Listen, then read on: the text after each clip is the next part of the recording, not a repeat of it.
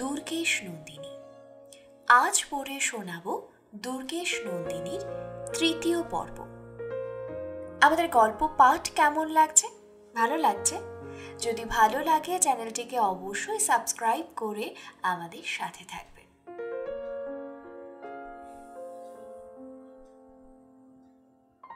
দ্বাদশ পরিচ্ছেদ, আসমানির অভিসার। দিগ্গজ গজপতির মনোমোহিনী আসমানিকেরূপ রূপবতী জানিতে পাঠক মহাশয়ের কৌতূহল জন্মিয়াছে সন্দেহ নাই। অতএব তাহার স্বাদ পুরাইব। কিন্তু স্ত্রীলোকের রূপ বর্ণনা বিষয়ে গ্রন্থকারগণ যে পদ্ধতি অবলম্বন করিয়া থাকেন, আমার সদৃশ অকিঞ্চন জনের তৎপদ্ধতি বহির্ভূত হওয়া অতি ধৃষ্টতার বিষয়। অতএব প্রথমে মঙ্গলাচরণ করা কর্তব্য। হে বাগদেবী, হে কমলাসনে, শরদিন্দু নিভাননে, অমল কমল দল নিন্দিত চরণ ভক্ত জনবৎসলে, আমাকে সেই চরণ কমলের ছায়া দান করো, আমি আসমানির রূপ বর্ণনা করিব। হে অরবিন্দানন সুন্দরী কুলগর্ব খর্বকারিণী, হে বিশাল শাল দীর্ঘ সমাস পটল সৃষ্টিকারিণী, একবার পদনখের এক পার্শ্বে স্থান দাও, আমি রূপ বর্ণনা করিব। সমাস পটল সন্ধি বেগুন উপমা কাঁচা কলার চচ্চড়ি রাধিয়া এই খিচুড়ি তোমায় ভোগ দেব। হে পণ্ডিত কুলস্পিতি পয়ঃপ্রস্রবিনী, হে মূর্খ জনপ্রতি কঞ্চিত কৃপাকারিণী, হে অঙ্গুলি কণ্ডিয়ন বিষম বিকার সমুৎপাদিনী, হে বট তৈল বিদ্যা প্রদীপ তৈল প্রদায়িনী, আমার বুদ্ধির প্রদীপ একবার উজ্জ্বল করিয়া দিয়া যাও।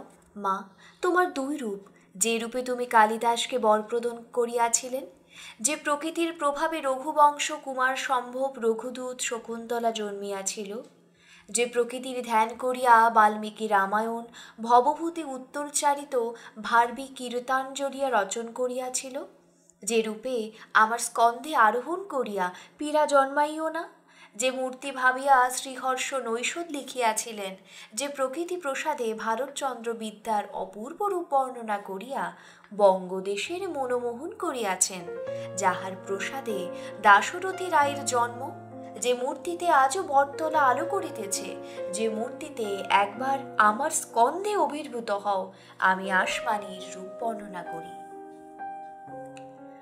আসমানির বেনির শোভা ফণিনীর ন্যায়। ফণিনী সেই তাপে মনে ভাবিল যে বেনির কাছে পরাস্ত হইলাম, তবে আর এ দেহ লোকের কাছে লইয়া বেড়াইবার প্রয়োজনটাই কি, আমি গর্তে যাই। এই ভাবিয়া সাপ গর্তের ভিতর গেলেন। ব্রহ্মা দেখিলেন প্রমাদ সাপ গর্তে গেলেন, মানুষ দংশন করে কে? এই ভাবিয়া তিনি সাপকে ল্যাজ ধরিয়া টানিয়া বাহির করিলেন। সাপ বাহিরে আসিয়া আবার মুখ দেখাইতে হইল। এই ক্ষোভে মাথা কুটিতে লাগিল। মাথা কুটিতে কুটিতে মাথা চ্যাপ্টা হইয়া গেল, সেই অবধি সাপের ফনা উঠিয়াছে। আসমানির মুখচন্দ্র অধিক সুন্দর, সুতরাং চন্দ্রদেব উদিত হইতে না পারিয়া ব্রহ্মার নিকট নালিশ করিলেন। ব্রহ্মা কহিলেন, ভয় নাই, তুমি গিয়া উদিত হও, আজই হইতে স্ত্রীলোক দিকের মুখ আবৃত হইবে। সে অবধি ঘোমটা সৃষ্টি, নয়ন দুটি যেন খঞ্জন, পাছে পাখি ডানা বাহির করিয়া উড়িয়া পালায়। এই জন্য বিধাতা পল্লব রূপ পিজরায় কবাট করিয়া দিয়াছিল। নাসিকা গরুরের আশার ন্যায় মহাবিশাল, দেখিয়া গরুর আশঙ্কার বৃক্ষারোহণ করিল। সেই অবধি পক্ষীকুল বৃক্ষের উপরেই থাকে। কালান্তরে দারিম্ব বঙ্গদেশ ছাড়িয়া পাটনা অঞ্চলে পালাইয়া রহিলেন, আর হস্তি কুম্ভ লইয়া ব্রহ্মদেশে পালাইলেন। বাকি ছিলেন ধবলগিরি। তিনি দেখিলেন যে আমার চূড়া অনন্য 3 ক্রোশ হইবে। এই ভাবিতে ভাবিতে ধবলগিরির মাথা গরম হইয়া উঠিল। বরফ ঢালিতে লাগিলেন। তিনি সেই অবধি মাথায় বরফ দিয়া বসিয়া আছেন। কপালে লিখন দোষে আসমানি বিধবা। আসমানি দিগ্গজের কুটিরে আসিয়া দেখিল যে কুটিরের দ্বার রুদ্ধ, ভেতরে প্রদীপ জ্বলিতেছে। ডাকিল, ও ঠাকুর! কেহ উত্তর দিল না। বলিল, ও গোসাই! উত্তর নাই। মর, বিটলে কি করিতেছে? ও রসিকরাজ রসোধ্যায় প্রভু। উত্তর নাই। আসমানি কুটিরের দ্বারে ছিদ্র দিয়া উকি মারিয়া দেখিল ব্রাহ্মণ আহারে বসিয়াছে। এই জন্য কথা নাই, কথা কহিলে ব্রাহ্মণের আহার হয় না। আসমানি ভাবিল ইহার আবার নিষ্ঠা, দেখি দেখি কথা কহিয়া আবার খাই কিনা। বলি, ও রসিকরাজ। উত্তর নাই। ও রসিকরাজ। উত্তর বামুন ভাত গালে করিয়া উত্তর দিতেছে। ও তো কথা হলো না। এই ভাবিয়া আসমানি কহিল, ও রসমানিক। উত্তর আসমানি, বলি কথাই কও না, খেও এর পরে। উত্তর আসমানি, বটে, বামুন হইয়া এই কাজ? আজই স্বামী ঠাকুরকে বলে দেব ঘরের ভিতরে কেউ। ব্রাহ্মণ সশঙ্ক চিত্তে শূন্য ঘরের চতুর্দিকে নিরীক্ষণ করিতে লাগিল। কেউ নাই দেখিয়া পুনর্বার আহার করিতে লাগিল। আসমানি বলিল, ও মাগি যে যেতে চারাল, আমি যে চিনি। দিগ্গজের মুখ শুকাইল। বলিল, কে চারাল? ছোঁয়া পড়েনি তো? আসমানি আবার কহিল, ও আবার খাও যে, কথা কহিয়া আবার খাও। দিগ্গজ, কই, কখন কথা কহিলাম? আসমানি খিলখিল করিয়া হাসিয়া উঠিল, বলিল, এই তো কহিলে। দিগ্গজ, বটে বটে, তবে আর খাওয়া হইল না। আসমানি, হ্যাঁ তো, উঠে আমায় দ্বার খুলে দাও। আসমানি ছিদ্র হইতে দেখিতেছিল ব্রাহ্মণ যথার্থই অন্ন ত্যাগ করিয়া উঠে। কহিল, না না না, ওই কয়টি ভাত খাইয়া উঠিও। দিগ্গজ, না, খাওয়া হইবে না, কথা কহিয়াছি। আসমানি, সে কি, না খাও তো আমার মাথা খাও। দিগ্গজ, রাধে মাধব, কথা কহিলে কি আর আহার করিতে আছে? আসমানি, বটে, তবে আমি চড়িলাম। তোমার সঙ্গে আমার অনেক মনের কথা ছিল, কিছুই বলা হইল না, আমি চলিলাম। দিগ্গজ, না না না না আসমান, তুমি রাগ করিও না, আমি এই খাইতেছি। ব্রাহ্মণ আবার খাইতে লাগিল। 2-3 গ্রাস আহার করিবা মাত্র আসমানি কহিল, উঠো, হইয়াছে, দ্বার খোলো।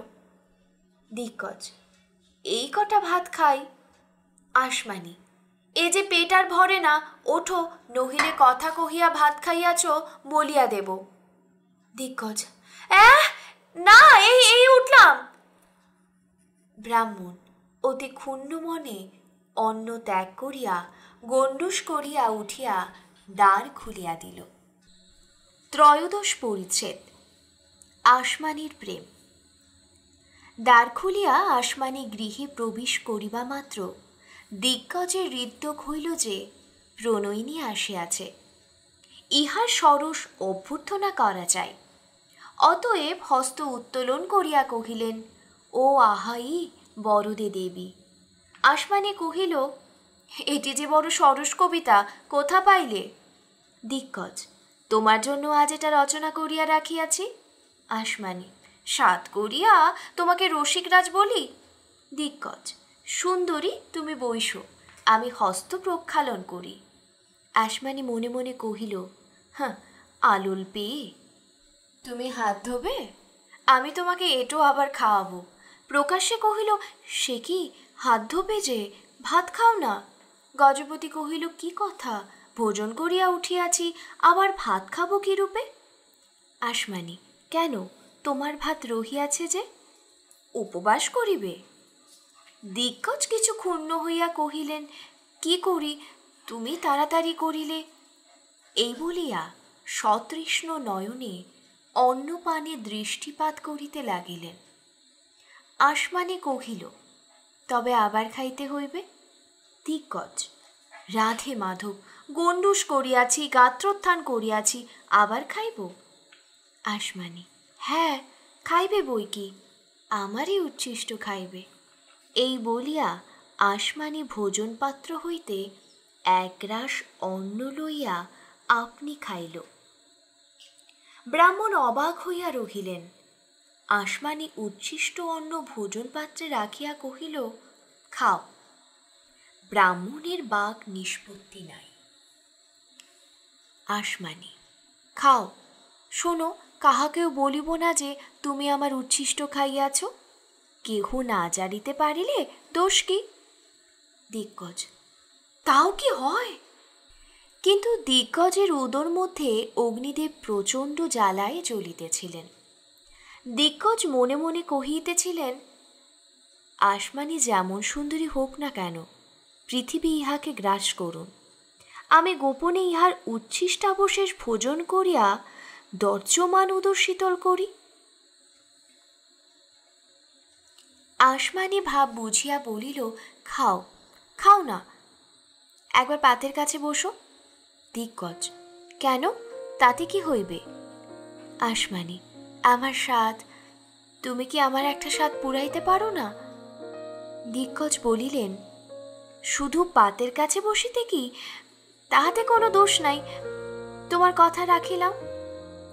এই বলিয়া দিগ্গজ পণ্ডিত আসমানির কথায় পাতের কাছে গিয়া বসিলেন। উদরে ক্ষুধা, কোলে অন্ন, অথচ খাইতে পারিতেছেন না। দিগ্গজের চক্ষে জল আসিল।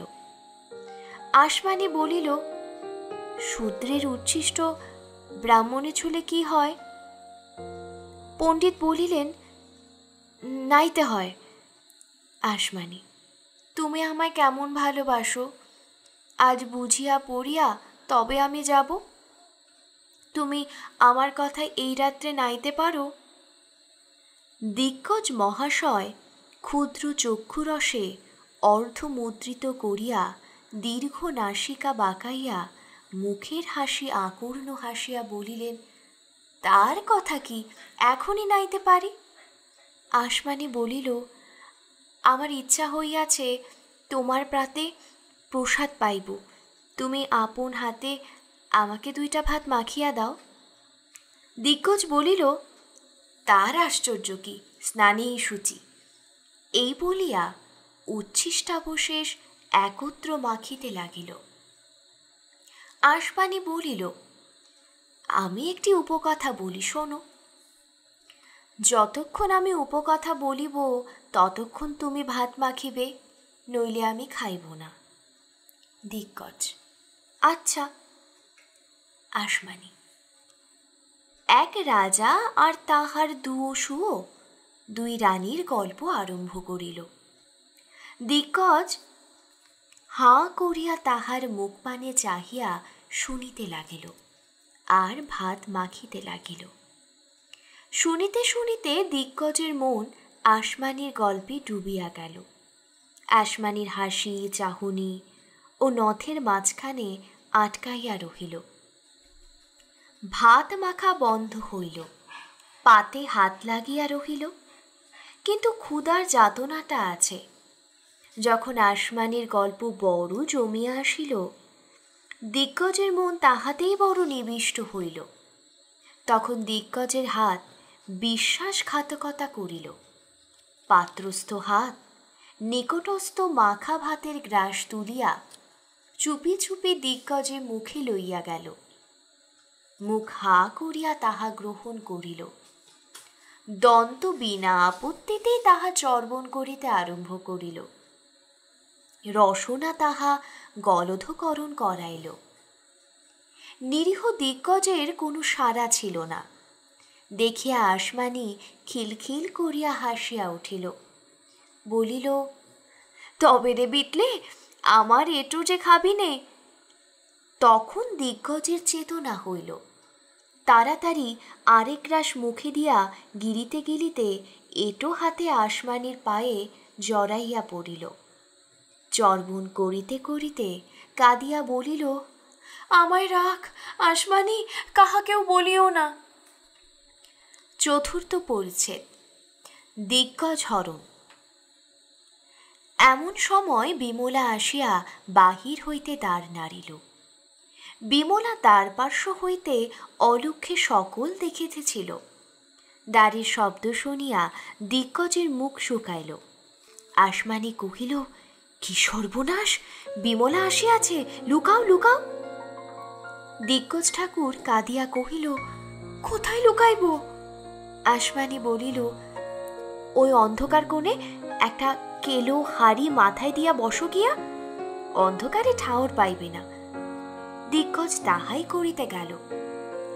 আসমানির বুদ্ধির তীক্ষ্ণতায় বিস্মিত হইল। দুর্ভাগ্যবশত তাড়াতাড়ি ব্রাহ্মণ একটা অরহুর ডালের হাড়ি পাড়িয়া মাথায় দিলেন। অমনি মস্তক হইতে অরহুর ডালের শতধারা বহিল। টিকি দিয়া অরহুর ডালের স্রোত নামিল। স্কন্দ, বক্ষ, পৃষ্ঠ ও বাহু হইতে অরহুর ডালের ধারা পর্বত হইতে ভূতলগামিনী নদী সকলের ন্যায় তরঙ্গে তরঙ্গে নামিতে লাগিল। উচ্চ নাসিকা অরহুরের প্রস্রবণ বিশিষ্ট গিরিশৃঙ্গের ন্যায় শোভা পাইতে লাগিল। এই সময় বিমলা গৃহে প্রবেশ করিয়া দিগ্গজের শোভারাশি সন্দর্শন করিতে লাগিলেন। দিগ্গজ বিমলাকে দেখিয়া কাঁদিয়া উঠিল। দেখিয়া বিমলার দয়া হইল। বিমলা বলিলেন, কাঁদিও না, তুমি যদি এই অবশিষ্ট ভাতগুলি খাও তবে আমরা কাহার সাক্ষাতেও বলিব না। ব্রাহ্মণ তখন প্রফুল্ল হইল। প্রফুল্ল বদনে পুনশ্চ আহারে বসিল। ইচ্ছা অঙ্গের অর্ঘ্যর ডালটুকুও মুছিয়া লয়, কিন্তু তাহা পারিল না, কিংবা সাহস করিল না।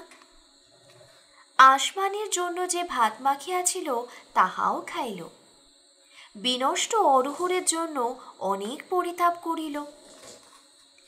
আহার সমাপনান্তে আসমানি তাহাকে স্নান করাইল। পরে ব্রাহ্মণ স্থির হইলে বিমলা কহিলেন, রসিক, একটা বড় ভারী কথা আছে। রসিক কহিলেন, কি? বিমলা, তুমি আমাদের ভালোবাসো? দিগ্গজ, বাসিনে? বিমলা, দুইজনকেই। দিগ্গজ, দুইজনকেই। বিমলা, যা বলি তা পারিবে? দিগ্গজ, পারিব না। বিমলা, এখনই। দিগ্গজ, এখনই। বিমলা, এই দণ্ডে? দিগ্গজ, হ্যাঁ, এই দণ্ডে। বিমলা, আমরা দুজনে কেন আসিয়াছি জানো? দিগ্গজ, না। আসমানি কহিল, আমরা তোমার সঙ্গে পালাইয়া যাব। ব্রাহ্মণ অবাক হইয়া হাঁ করিয়া রহিলেন। বিমলা কষ্টে উচ্চ হাসি সংবরণ করিলেন। কহিলেন, কথা কও না যে? তা তা বাংনিষ্পত্তি হইয়া উঠিল না। আসমনি কহিল, তবে কি পারিবে না? তা স্বামী ঠাকুরকে বলিয়া আসি। বিমলা কহিলেন, স্বামী ঠাকুরকে আবার বলবে কি? এ কি তোমার মাতৃ শ্রাদ্ধ উপস্থিত? স্বামী ঠাকুরের কাছে ব্যবস্থা নিতে যাবে? দিগ্গজ, না না, তবে যাব না। তা কবে যেতে হবে? বিমলা, কবে? এখনই চলো। দেখিতেছ না আমি গহনাপত্র লইয়া বাহির হইয়াছি। দিগ্গজ, এখনই? বিমলা, এখনই তো না তো কি? নহিলে বলো, আমার জন্য লোকের তল্লাশ করি। গজপতি আর থাকিতে পারিলেন না, বলিলেন, চলো, যাইতেছি। বিমলা বলিলেন, দো ছোটলাও। দিগ্গজ নামাবলী গায়ে দিলেন। বিমলা অগ্রে, ব্রাহ্মণ পশ্চাতে যাত্রা করেন। এমত সময়ে দিগ্গজ বলিলেন, সুন্দরী। বিমলা, কি? দিগ্গজ, আবার আসিবে কবে? বিমলা, আসিব কি আবার, একেবারে চলিলাম। হাসিতে দিগ্গজের মুখ পরিপূর্ণ হইল। বলিলেন, তৈজসপত্র রহিল যে? বিমলা, ওসব তোমায় কিনে দেব। ব্রাহ্মণ কিছু ক্ষুণ্ণ হইলেন। কি করেন, স্ত্রীলোকেরা মনে করিবে আমাদের ভালোবাসে না, অভাব পক্ষে বলিলেই খুঙ্গিপতি। বিমলা বলিলেন, শীঘ্র লও। বিদ্যা দিগ্গজের সবে দুখানি পুঁতি, ব্যাকরণ আর একখানা স্মৃতি। ব্যাকরণখানি হস্তে লইয়া বলিলেন, এখানিতে কাজই বাকি, এ তো আমার কণ্ঠে আছে। এই বলিয়া কেবল স্মৃতিখানি খুঙ্গির সঙ্গে লইলেন। দুর্গা শ্রীহরি বলিয়া বিমলা ও আসমানির সহিত যাত্রা করিলেন। আসমানি কহিল, তোমরা আগু হও, আমি পশ্চাতে যাইতেছি। এই বলিয়া আসমানি গৃহে গেল। বিমলা ও গজপতি একত্রে চলিলেন। অন্ধকারে উভয় অলক্ষ্যে থাকিয়া দুর্গোদ্বারের বাহির হইলেন। কিয়দ্দূর গমন করিয়া দিগ্গজ কহিলেন, কই, আসমানি আসিল না? বিমলা কহিলেন, সে বুঝি আসিতে পারিল না, আবার তাকে কেন? রসিকরাজ নীরব হইয়া রহিলেন। ক্ষণেক পরে নিঃশ্বাস ত্যাগ করিয়া কহিলেন, তৈজসপত্র। পঞ্চদশ পরিচ্ছেদ। দিগ্গজের সাহস। বিমলা দ্রুত পাদ বিক্ষেপে শীঘ্র মান্দারণ পশ্চাৎ করিলেন। নিশা অত্যন্ত অন্ধকার। নক্ষত্রালোকে সাবধানে চলিতে লাগিলেন। প্রান্তর পথে প্রবেশ করিয়া বিমলা কিঞ্চিৎ শঙ্কান্বিত হইলেন। সমবিবাহারী নিঃশব্দে পশ্চাৎ পশ্চাৎ আসিতেছেন, বাক্যব্যয় নাই। এমন সময়ে মনুষ্যের কণ্ঠস্বর শুনিলে কিছু সাহস হয়, শুনিতে ইচ্ছাও করে। এই জন্য বিমলা গজপতিকে জিজ্ঞাসা করিলেন, রসিক রতন, কি ভাবিতেছ? রসিক রতন বলিলেন, বলি, তৈজসপত্রগুলো। বিমলা উত্তর না দিয়া মুখে কাপড় দিয়া হাসিতে লাগিলেন। ক্ষণকাল পরে বিমলা আবার কথা কহিলেন, দিগ্গজ, তুমি ভূতের ভয় করো? রাম রাম রাম রাম রাম রাম বলো বলিয়া দিগ্গজ বিমলার পশ্চাতে পশ্চাতে দুই হাত সরিয়া আসিলেন। একে পায়, আরে চায়। বিমলা কহিলেন, এ পথে বড় ভূতের দৌরাত্ম্য। দিগ্গজ আসিয়া বিমলার অঞ্চল ধরিলেন। বিমলা বলিতে লাগিলেন, আমরা সেদিন শৈলেশ্বরীর পূজা দিয়ে আসিতেছিলাম। পথের মধ্যে বটতলায় দেখি যে এক বিকটাকার মূর্তি। অঞ্চলের তাড়নায় বিমলা জানিতে পারিলেন যে ব্রাহ্মণ থরহরি কাঁপিতেছে। বুঝিলেন যে অধিক বাড়াবাড়ি করিলে ব্রাহ্মণের গতিশক্তি রহিত হইবে। অতএব ক্ষান্ত হইয়া কহিলেন, রসিকরাজ, তুমি গাইতে জানো? রসিক পুরুষকে কোথায় সঙ্গীতে অপটু। দিগ্গজ কহিলেন, জানি বই কি। বিমলা বলিলেন, একটি গীত গাও দেখি। দিগ্গজ আরম্ভ করিলেন, হুম ও সইকে ক্ষণে দেখিলাম শ্যামে কাদম্বরী ডালে। পথের ধারে একটা গাভী শয়ন করিয়া রোমন্থন করিতেছিল। অলৌকিক শব্দ শুনিয়া বেগে পলায়ন করিল। রসিকের গীত চলিতে লাগিল। সেই দিন পুরিল কপাল মোর, কালি দিলাম গুলে, মাথায় চূড়া হাতে বাঁশি, কথা কয় হাসি হাসি, বলে ও গোয়াল মাসি, কলসি দেব ফেলে। দিগ্গজের আর গান হইল না। হঠাৎ তাহার শ্রবণেন্দ্রিয় একেবারে মুগ্ধ হইয়া গেল। অমৃতময় মানসম্পদকর অস্পর রহিত স্থিত বিনা শব্দবৎ মধুর সঙ্গীতধ্বনি তাহার কর্ণকুহরে প্রবেশ করিল। বিমলা নিজে পূর্ণ স্বরে সঙ্গীত আরম্ভ করিয়াছিলেন। নিস্তব্ধ প্রান্তর মধ্যে নৈশ গগন ব্যাপিয়া সেই সপ্তস্বর পরিপূর্ণ ধ্বনি উঠিতে লাগিল। শীতল নৈধাক পবনে ধ্বনি আরোহণ করিয়া চলিল। দিগ্গজ নিঃশ্বাস রহিত করিয়া শুনিতে লাগিলেন। যখন বিমলা গীত সমাপ্ত করিলেন তখন গজপতি কহিলেন, আবার। বিমলা, আবার কি? দিগ্গজ, আবার একটি গাও। বিমলা, কি গাইব? দিগ্গজ, একটি বাংলা গাও। গাইতেছি বলিয়া বিমলা পুনর্বার সঙ্গীত আরম্ভ করিলেন। গীত গাইতে গাইতে বিমলা জানিতে পারিলেন যে তাহার অঞ্চলে বিষম টান পড়িয়াছে। পশ্চাৎ ফিরিয়া দেখিলেন গজপতি একেবারে তাহার গায়ের উপর আসিয়া পড়িয়াছেন, প্রাণপণে তাহার অঞ্চল ধরিয়াছেন। বিমলা বিস্ময়াপন্ন হইয়া কহিলেন, কি হইয়াছে? আবার ভূত নাকি? ব্রাহ্মণের বাক্য সরে না, কেবল অঙ্গুলে নির্দেশ করিয়া দেখাইলেন, ওই। বিমলা নিস্তব্ধ হইয়া সেই দিকে নিরীক্ষণ করিতে লাগিলেন।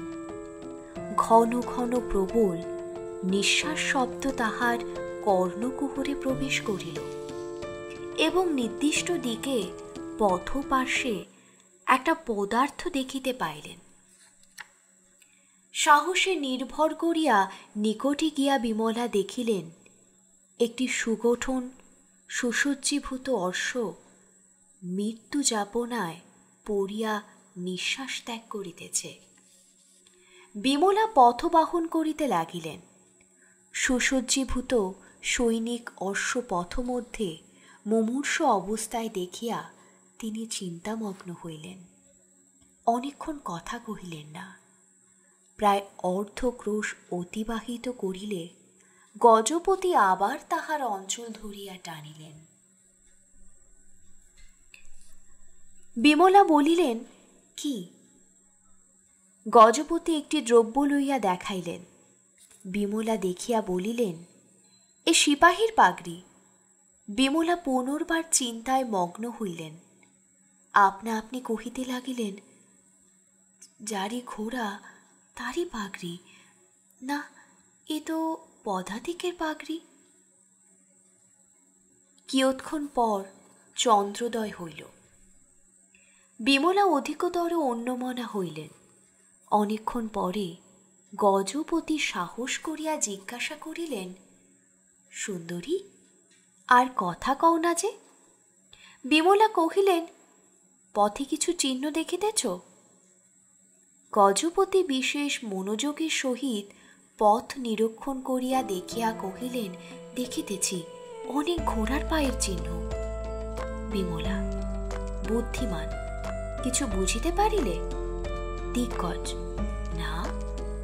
বিমলা, ওখানে মরা ঘোড়া, সেখানে সিপাহীর পাগড়ি, এখানে এত ঘোড়ার পায়ের চিহ্ন, এতে কিছু বুঝিতে পারিলে না? কারেই বা বলি? দিগ্গজ, কি? বিমলা, এখনই বহুতর সেনা এই পথে গিয়াছে। গজপতি ভীত হইয়া কহিলেন, তবে একটু আস্তে হাঁটো, তারা খুব আগু হইয়া যাক। বিমলা হাস্য করিয়া বলিলেন, মূর্খ, তাহারা আগু হইবে কি? কোন দিকে ঘোড়ার খুরের সম্মুখ দেখিতেছ না? এ সেনা গড় মন্দারণে গিয়াছে।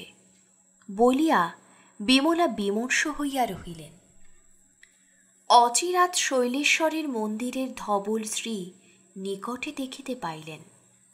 বিমলা ভাবিলেন যে রাজপুত্রের সহিত ব্রাহ্মণের সাক্ষাতের কোনো প্রয়োজন নাই, বরং তাহাতে অনিষ্ট আছে। অতএব কি প্রকারে তাহাকে বিদায় দেবেন চিন্তা করিতেছিলেন।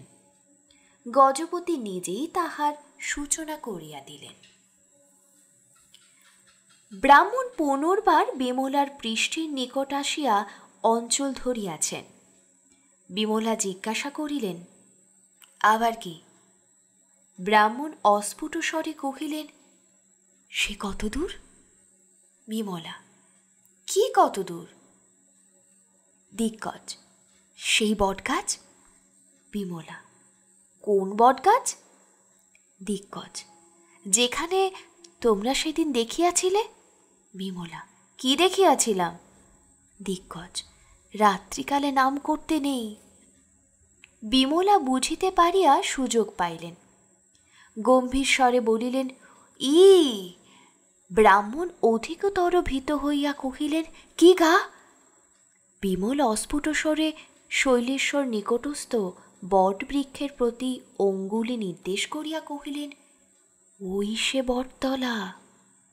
দিগ্গজ আর নড়িলেন না, গতি শক্তি রহিত অশ্বত্থ পত্রের ন্যায় কাঁপিতে লাগিলেন।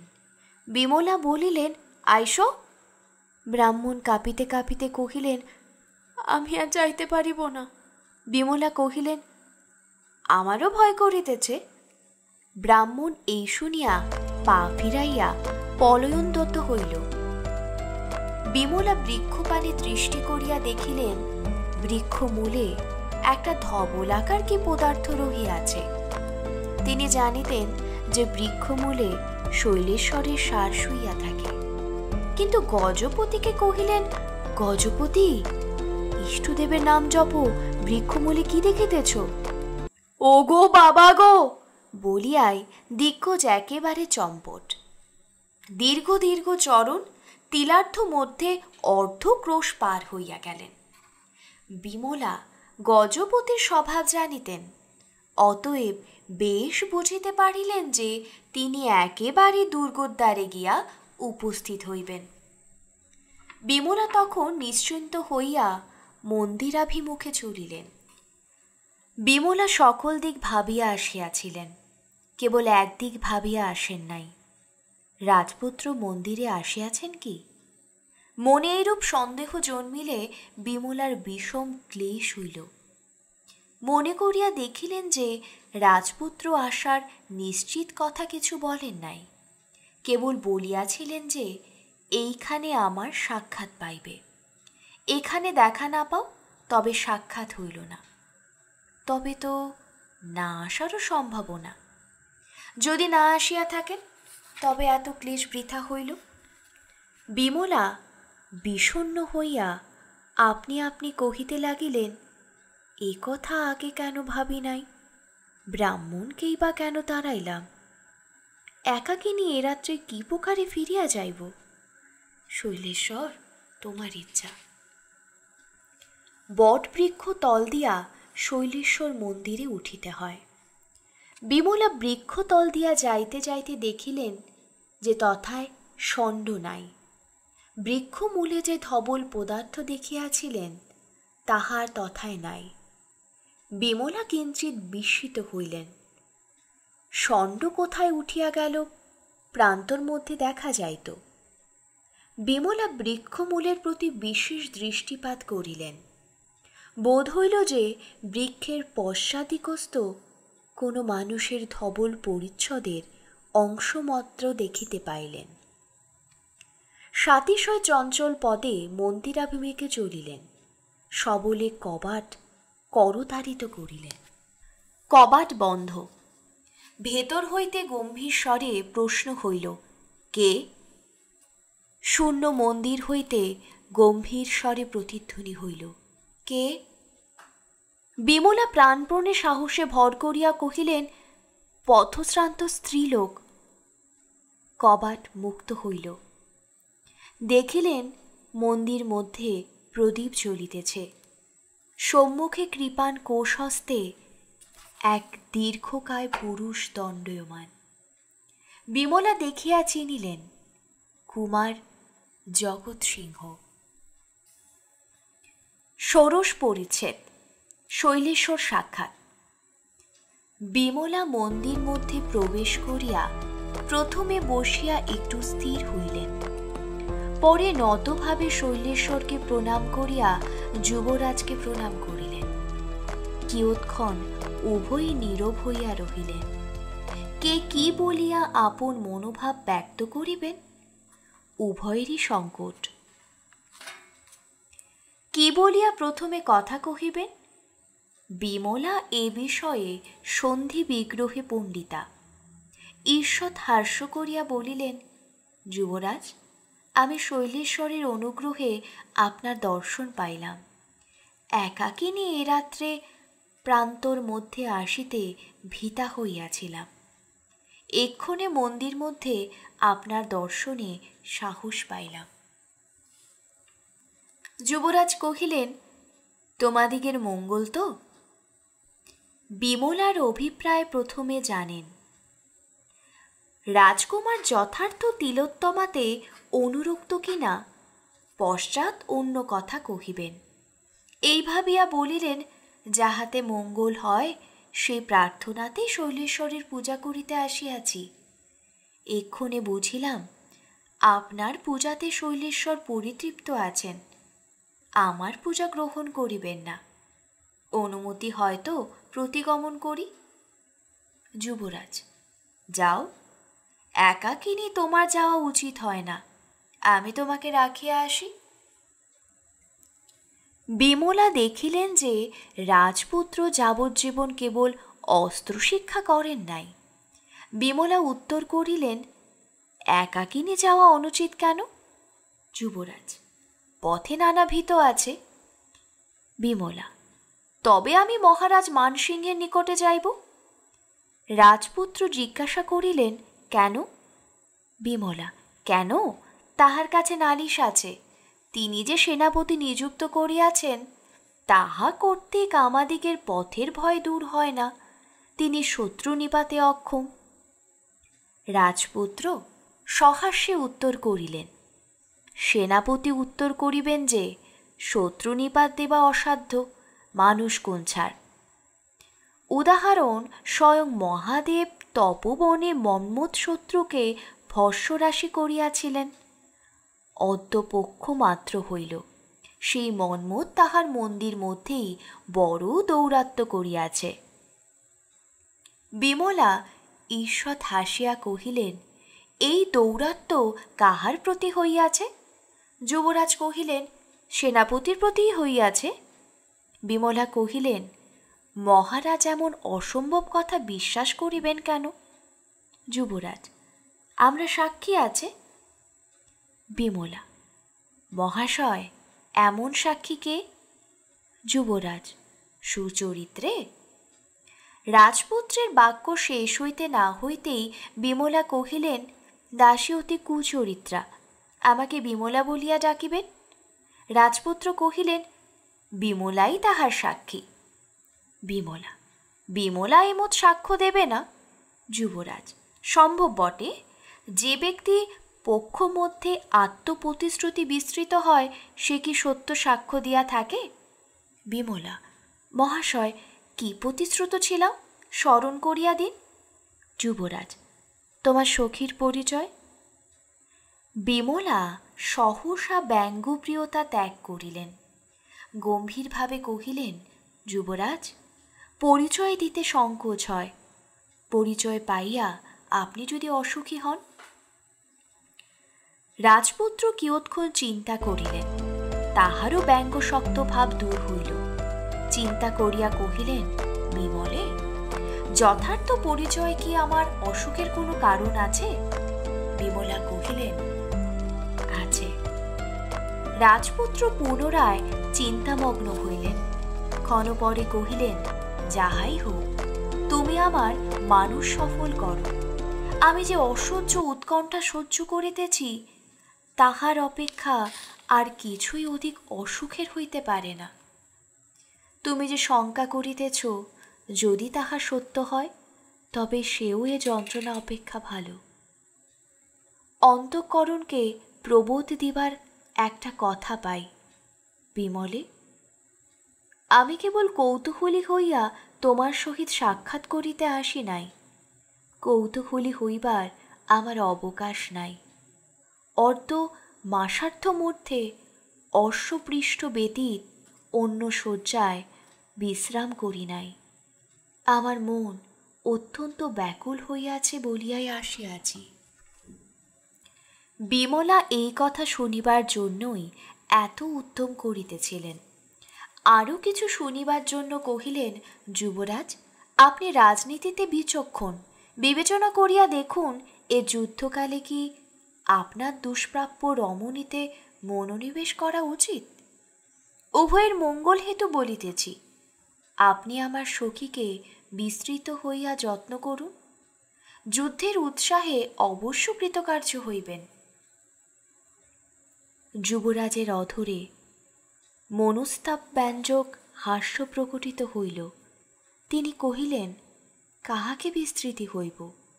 তোমার সখীর রূপ একবার দর্শনেই আমার হৃদয় মধ্যে গভীরতর অঙ্কিত হইয়াছে। এ হৃদয় দগ্ধ না হইলে তাহার মিলায় না। লোকে আমার হৃদয় পাষাণ বলিয়া থাকে। পাষাণে যে মূর্তি অঙ্কিত হয়, পাষাণ নষ্ট না হইলে তাহার মিলায় না। যুদ্ধের কথা কি বলিতেছ বিমলে? আমি তোমার সখীকে দেখিয়া অবধি কেবল যুদ্ধে নিযুক্তি আছি, কি রণক্ষেত্রে কি শিবিরে। এক পল সে মুখ ভুলিতে পারি নাই। যখন মস্তকচ্ছেদ করিতে পাঠান খড়গ তুলিয়াছে, তখন মরিলে সে মুখ আর দেখিতে পাইব না। একবার ভিন্ন আর দেখা হইল না, সেই কথাই আগে মনে পড়িয়াছে। বিমলে, কোথা গেলে তোমার সখীকে দেখিতে পাইব? বিমলা আর শুনিয়া কি করিবেন, বলিলেন, গড় মান্দারণে আমার সখীর দেখা পাইবেন। তিলোত্তমা সুন্দরী বীর সিংহের কন্যা।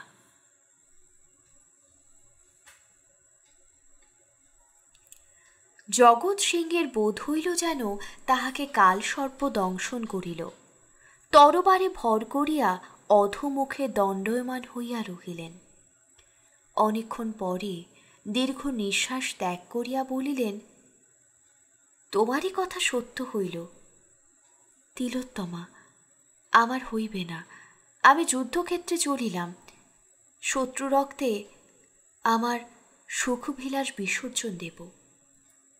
বিমলা রাজপুত্রের কাতরতা দেখিয়া বলিলেন, যুবরাজ, স্নেহের যদি পুরস্কার থাকিত তবে আপনি তিলোত্তমা লাভ করিবার যোগ্য। একেবারেই বা কেন নিরাশ হন? আজ বিধি বৈরী, কাল বিধি সদয় হইতে পারেন। আশা মধুর ভাসিনী, অতি দুর্দিনে মনুষ্য শ্রবণে মৃদু মৃদু কহিয়া থাকে, মেঘ ঝড় চিরস্থায়ী নহে, কেন দুঃখিত হও, আমার কথা শোনো। বিমলার মুখে আশা কথা কহিল, কেন দুঃখিত হও, আমার কথা শোনো। জগৎ সিংহ আশার কথা শুনিলেন। ঈশ্বরের ইচ্ছা কে বলিতে পারে? বিধাতার লিপি কে অগ্রে পাঠ করিতে পারে? এ সংসারে অঘটনীয় কি আছে? এ সংসারে কোনো অঘটনীয় ঘটনা না ঘটিয়াছে? রাজপুত্র আশার কথা শুনিলেন, কহিলেন, যাহাই হোক, অদ্য আমার মন অত্যন্ত অস্থির হইয়াছে। কর্তব্য কিছুই বুঝিতে পারিতেছি না। যাহা অদৃষ্টে থাকে পশ্চাতে ঘটিবে। বিধাতার লিপি কে খণ্ডাইবে? এখন কেবল আমার মন ব্যক্ত করিয়া কহিতে পারি। এই শৈলেশ্বর সাক্ষাৎ সত্য করিতেছি যে তিলোত্তমা ব্যতীত অন্য কাহাকেও ভালোবাসিব না।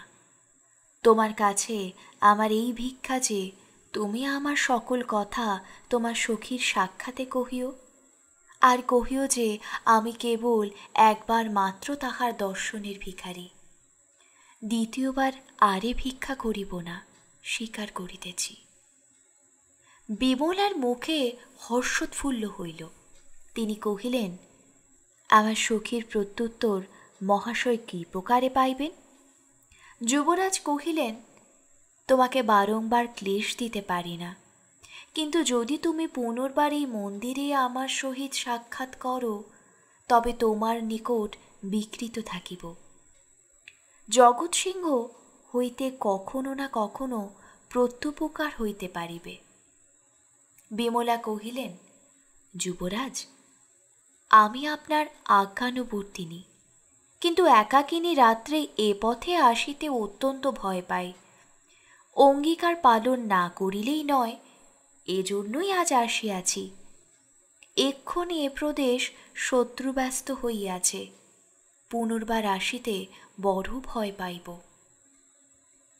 রাজপুত্র ক্ষণিক চিন্তা করিয়া কহিলেন, তুমি যদি হানি বিবেচনা না করো, আমি তোমার সহিত গড় মান্দারণে যাই।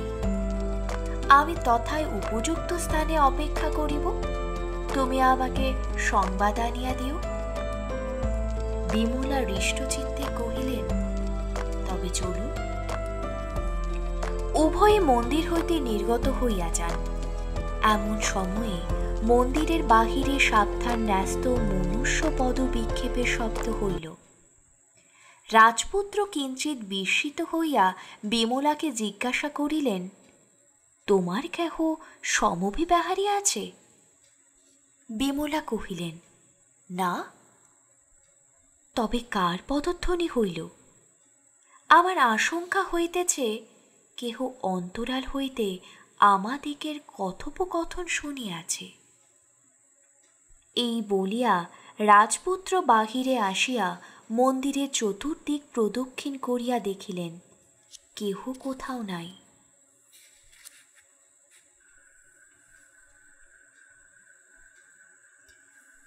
এতক্ষণ শুনছিলেন বঙ্কিমচন্দ্র চট্টোপাধ্যায়ের লেখা দুর্গেশ নন্দিনী। আজ পড়ে শোনালাম দুর্গেশ নন্দিনীর ৩য় পর্ব। আমাদের গল্প পাঠ কেমন লাগছে কমেন্ট করে জানাবেন এবং গল্প পাঠ ভালো লাগলে চ্যানেলটিকে অবশ্যই সাবস্ক্রাইব করবেন। সকলে অনেক ভালো থাকবেন।